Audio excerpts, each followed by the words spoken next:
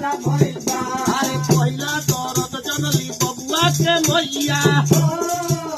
अरे बबुआ के मैया लालनवा के मैया पहिला दरद जनली बबुआ के मैया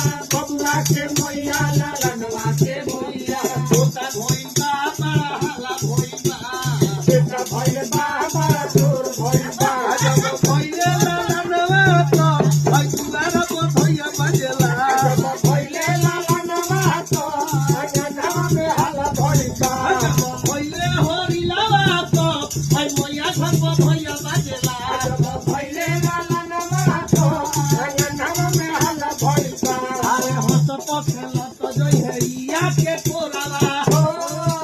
है इया के कोरवा अपना बाबा के कोरावा